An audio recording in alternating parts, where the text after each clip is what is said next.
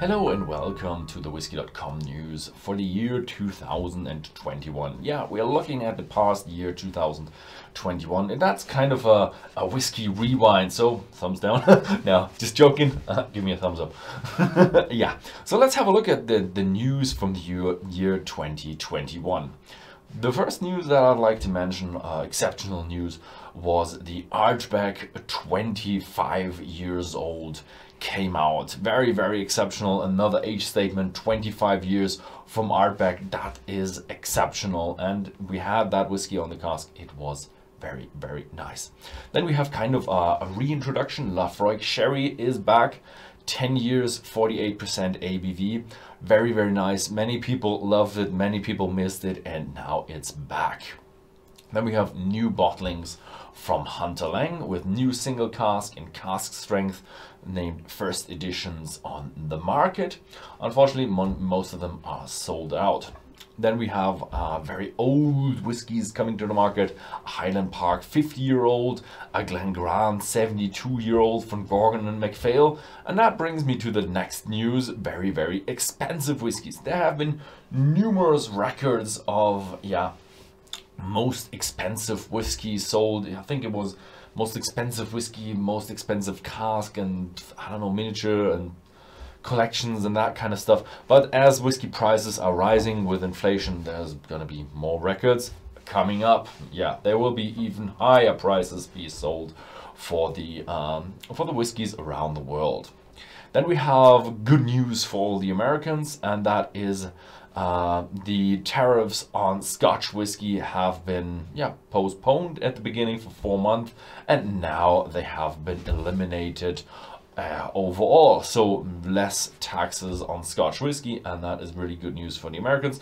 For Europeans, it's like, all the good whiskey is going to the States again, so our whiskey prices are rising in the European area. So, but I'm quite happy because, free trade of whiskey is always good.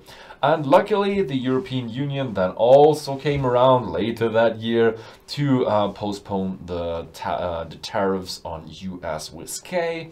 And I think they're set to be eliminated in December or maybe end of the year.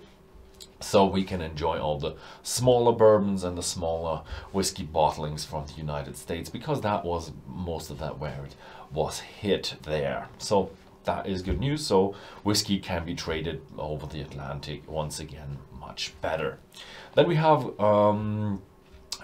the Glenmorangie distillery that came to the news with a new experimental distillery called the Lighthouse. And stay tuned on this channel because there will be a whiskey video coming up about the Lighthouse. So I'm not going into detail there because I know much more than I do have told you yet.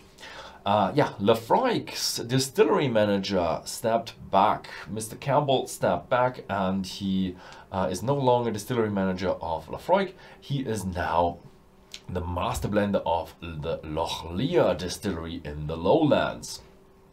Very, very nice. Then we also have some new whiskey laws.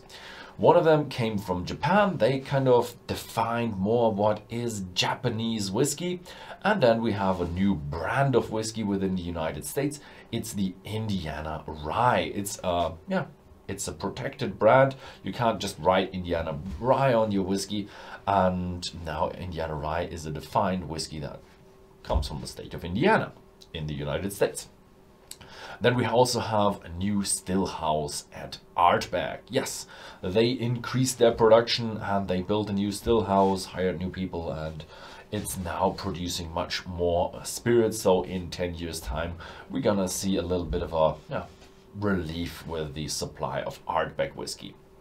Then we have numerous new design ranges, amongst them, for example, Talisker or Springbank. And so, did I miss anything? No. So that was the year 2021.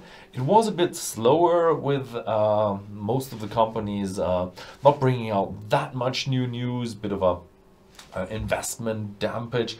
But overall, we had a lot of new distilleries as well. Can't mention them at all, because it's just too much news. That was it with the news for 2021. Stay tuned, the Whisky.com news will continue into the year 2020, and we will find new, exciting and interesting news about the world in whiskey. Thank you very much for watching, and see you next time.